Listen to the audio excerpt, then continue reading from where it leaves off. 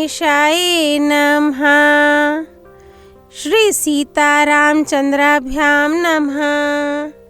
श्रीमद् वाल्मीकि रामायण बालकांड सर्ग 2 और 3। सर्ग 2।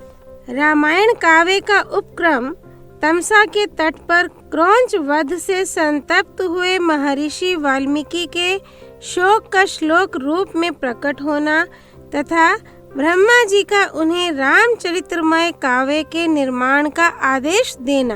देव ऋषि नारद जी के उपयुक्त वचन सुनकर वाणी विशारद धर्मात्मा ऋषि वाल्मीकि जी ने अपने शिष्यों सहित उन महामुनि का पूजन किया।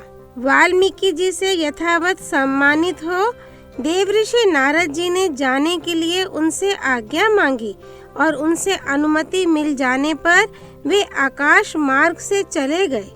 उनके देवलोक पधारने के 2 ही घड़ी बाद वाल्मीकि जी तमसा नदी के तट पर गए, जो गंगा जी से अधिक दूर नहीं था। तमसा के तट पर पहुंचकर वहां के घाट को कीचड़ से रहित देख मुनि ने अपने पास खड़े हुए शिष्य से कहा, भरद्वाज देखो, यहाँ का घाट बड़ा सुंदर है, इसमें कीचड़ का नाम नहीं है। यहाँ का जल वैसा ही स्वच्छ है जैसा सत्पुरुष का मन होता है। तात यहीं कलश रख दो और मुझे मेरा वलकल दो, मैं तमसा के इसी उत्तम तीर्थ में स्नान करूँगा। महात्मा वाल्मीकि के ऐसा कहने पर नियम परायण शिष्य भरद्वाज ने अपने गुरु मुनिवर वाल्मीकि को वलकल वस्त्र दिया। शिष्य के हाथ से वलकल लेकर वे जितेंद्रिय मुनि वहां के विशाल वन की शोभा देखते हुए सब और विचरने लगे।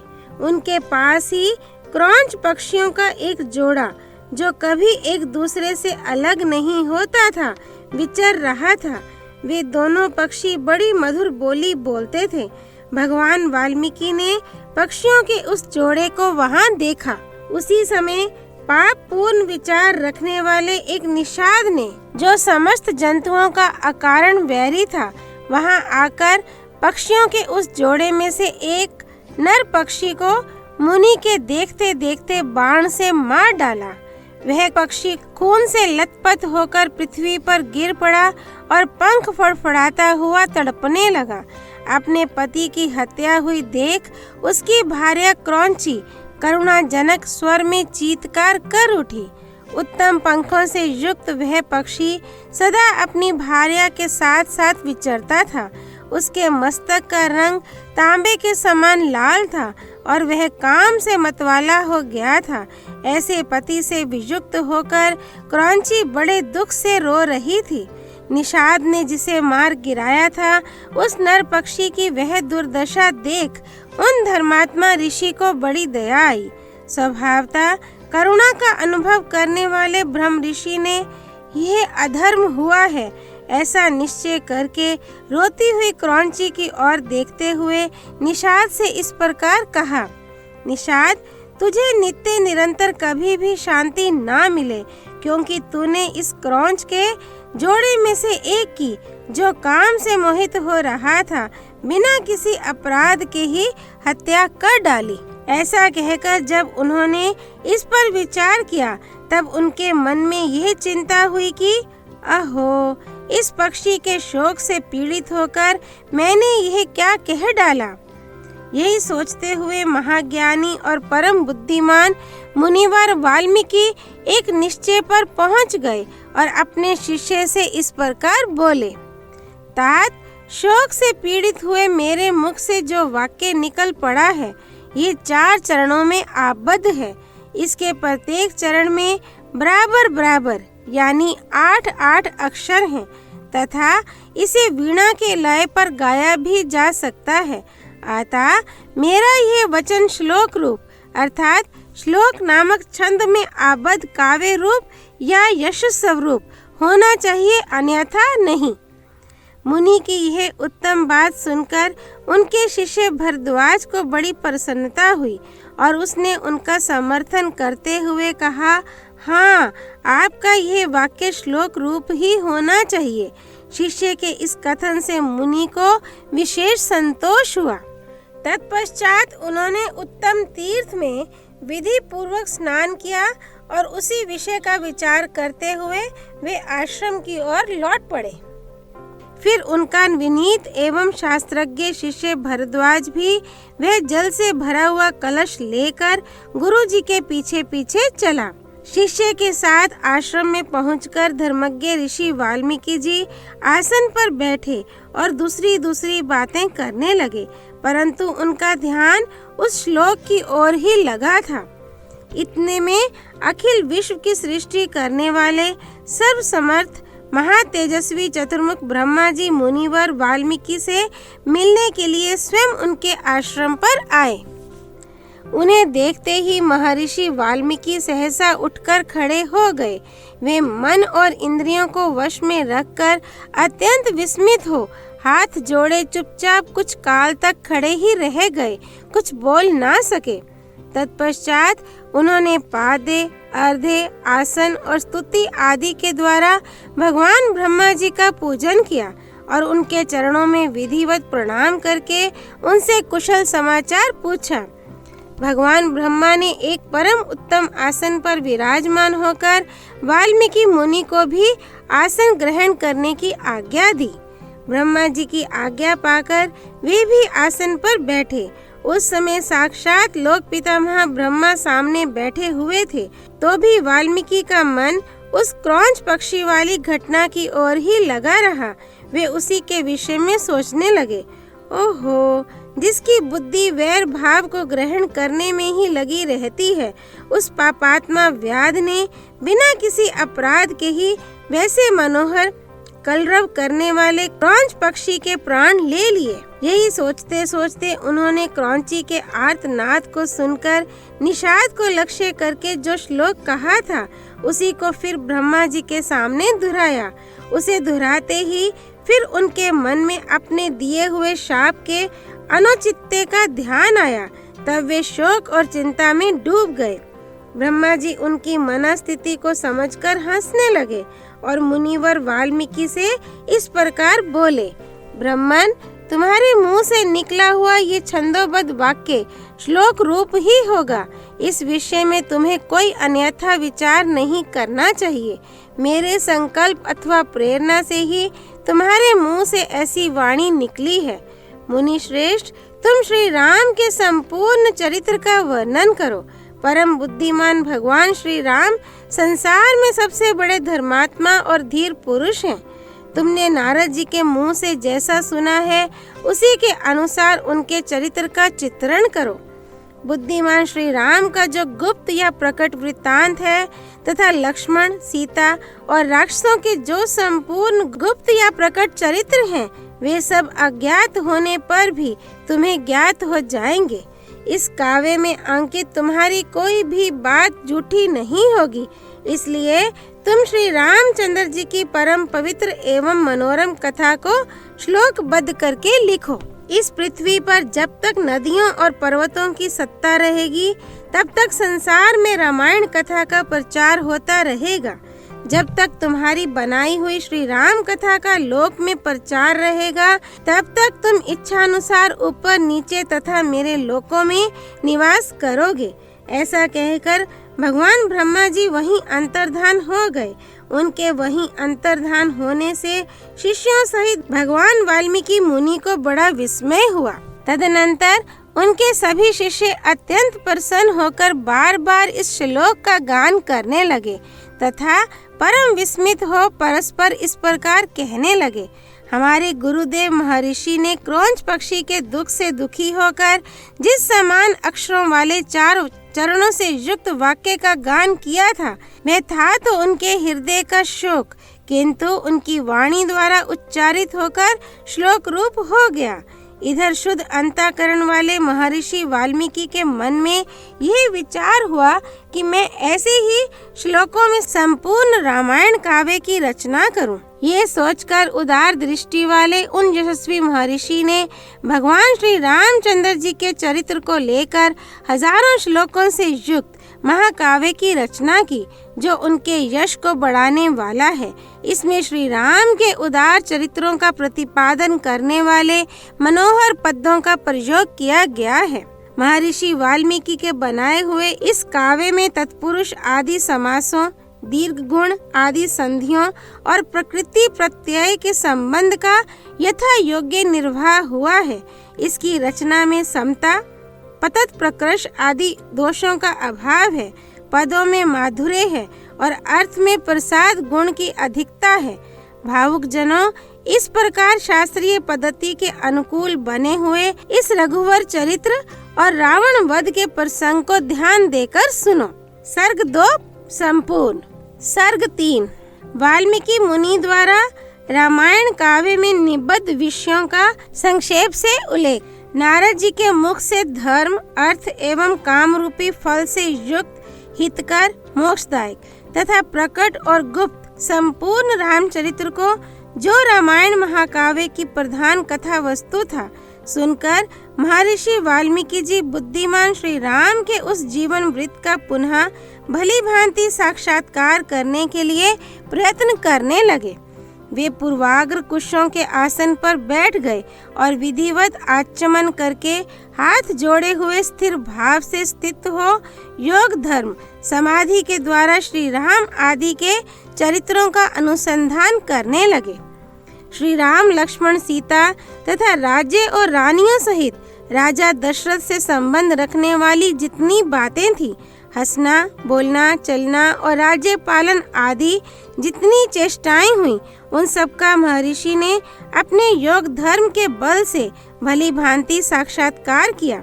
सत्य प्रतिज्ञ श्री रामचंद्र जी ने लक्ष्मण और सीता के साथ वन में विचरते समय जो जो लीलाएं की थीं, वे सब उनकी दृष्टि में आ गईं। योग का आश्रय लेकर उन धर्मात्मा महर्षि ने पूर्व काल में जो जो घटनाएं घटित हुई थीं, उन सबको वहां हाथ पर रखे हुए आंवले की तरह प्रत्यक्ष देखा। सबके मन को प्रिय लगने वाले भगवान श्री राम के संपूर्ण चरित्रों का योग, धर्म, समाधि के द्वारा यथार्थ रूप से निरीक्षण करके महाबुद्धिमान महर्षि वाल्मीकि ने उन सबको महाकाव्य का रूप देने की चेष्टा की। महात्मा नारद जी ने पहले जैसा वर्णन किया था, उसी के क्रम से भगवान वाल्मीकि मुनि ने रघुवंश विभूषण श्री राम के चरित्र विषयक रामायण काव्य का निर्माण किया।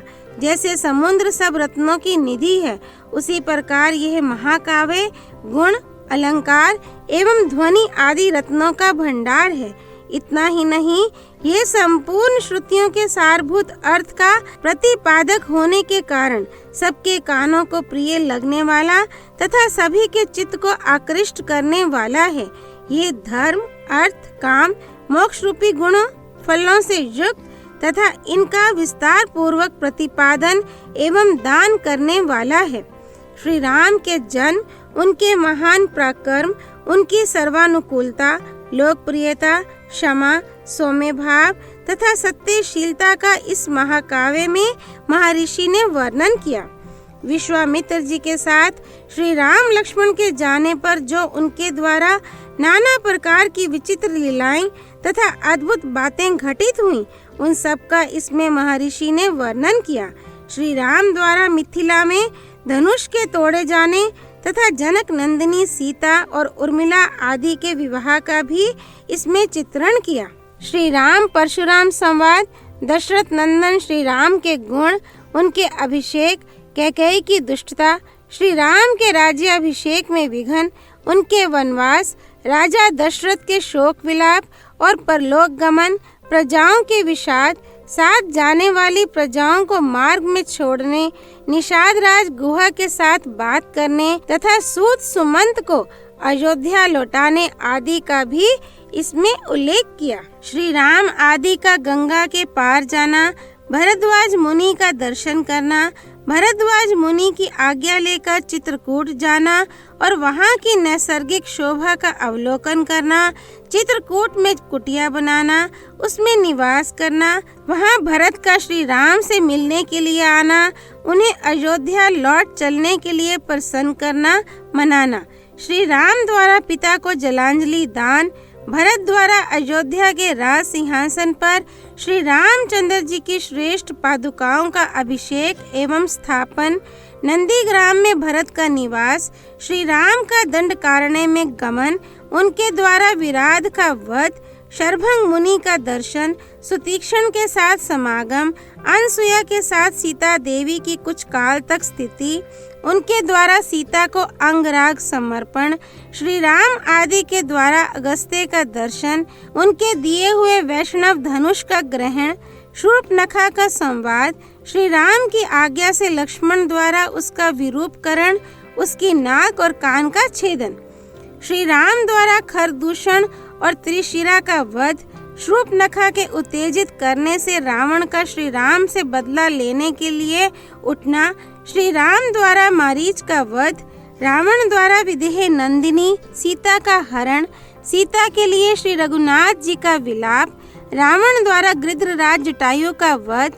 श्री राम और लक्ष्मण की कबंध से भेंट, उनके द्वारा पंपा सरोवर का अवलोकन, श्री राम का शबरी से मिलना और उसके दिए हुए फल मूल को ग्रहण करना, श्री राम का सीता के लिए प्रलाप, पंपा सरोवर के निकट हनुमान जी से भेंट, श्री राम और लक्ष्मण का हनुमान जी के साथ ऋषिमुख पर्वत पर जाना, वहां सुग्रीव के साथ भेंट करना, उन्हें अपने बल का विश्वास दिलाना और उनसे मित्रता स्थापित करना, वाली और सुग्रीव का युद्ध, श्री राम द्वारा वाली का विनाश, सुग्रीव को राज्य समर्पण, अपने पति वाली के लिए तारा का विलाप, शरद काल में सीता की खोज कराने के लिए सुग्रीव की प्रतिज्ञा, श्री राम का बरसात के दिनों में माल्यवान पर्वत के प्रसत्रवण नामक शिखर पर निवास, रघुकुल सिंह श्री राम का सुग्रीव के प्रति क्रोध प्रदर्शन, सुग्रीव द्वारा सीता की खोज के लिए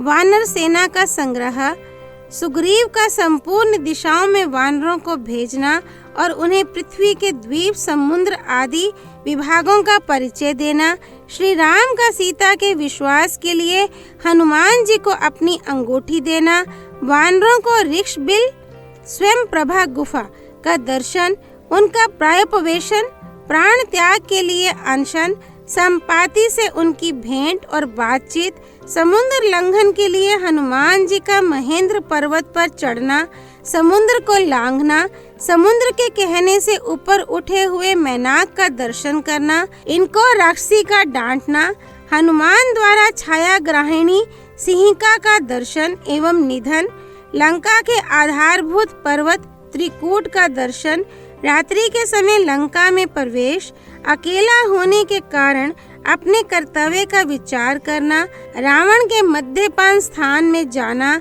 उसके अंतःपुर की स्त्रियों को देखना, हनुमान जी का रावण को देखना, पुष्पक विमान का निरीक्षण करना, अशोक वाटिका में जाना और सीता जी के दर्शन करना, पहचान के लिए सीता जी को अंगूठी देना और उनसे बातचीत करना, राक्षसियों द्वारा सीता को डांट फटकार, त्रिजटा को श्री राम के लिए शुभ सूचक स्वप्न का दर्शन, सीता का हनुमान जी को चूड़ामणि प्रदान करना, हनुमान जी का अशोक वाटिका के वृक्षों को तोड़ना, राक्षसियों का भागना, रावण के सेवकों का हनुमान जी के द्वारा संहार, वायुनंदन हनुमान का बंदी होकर रावण की सभा में जाना, उनके द्वारा गर्जन और लंका का दहा, फिर लौटती बार समुद्र को लांघना, वानरों का मधुवन में आकर मधुपान करना, हनुमान जी का श्री रामचंद्र जी को आश्वासन देना और सीता जी की दी हुई चूड़ामणि समर्पित करना, सेना सहित सुग्रीव के साथ श्री राम की लंका यात्रा के समय समुद्र से भेंट, नल का समुद्र पर सेतु बांधना, उसी सेतु के द्वारा वानर सेना का समुद्र के पार जाना, रात को वानरों का लंका पर चारों ओर से घेरा डालना, विभीषण के साथ श्री राम का मैत्री संबंध होना, विभीषण का श्री राम को रावण के वध का उपाय बताना, कुंभकर्ण का निधन, मेघनाद का वध, रावण का विनाश, सीता की प्राप्ति, शत्रु नगरी लंका में विभीषण का अभिषेक, श्री राम द्वारा पुष्पक विमान का अवलोकन, उसके द्वारा दल बल सहित उनका अयोध्या के लिए प्रस्थान, श्री राम का भरद्वाज मुनि से मिलना, वायुपुत्र हनुमान को दूत बनाकर भरत के पास भेजना तथा अयोध्या में आकर भरत से मिलना, श्री राम के राज्याभिषेक का उत्सव, फिर श्री राम का सारी वानर सेना को विदा करना, अपने राष्ट्र की प्रजा को प्रसन्न रखना तथा उनकी प्रसन्नता के लिए ही विदेह नंदिनी सीता को वन में त्याग देना इत्यादि वृत्तांतों को एवं इस पृथ्वी पर श्री राम का जो कुछ भविष्य चरित्र था उसको भी भगवान वाल्मीकि मुनि ने अपने उत्कृष्ट महाकाव्य में अंकित किया। सर्ग 3 संपूर्ण। सियापति रामचंद्र की जय। राम भक्त श्री हनुमान जी की जय। राम जन्मभूमि अयोध्यापुरी की जय। सरयू नदी की जय। भगवान वाल्मीकि मुनि की जय। श्रीमद् रामायण की जय। माँ गौरीपति भगवान शिव शंकर की जय। श्री हरि अर्पणमस्तु।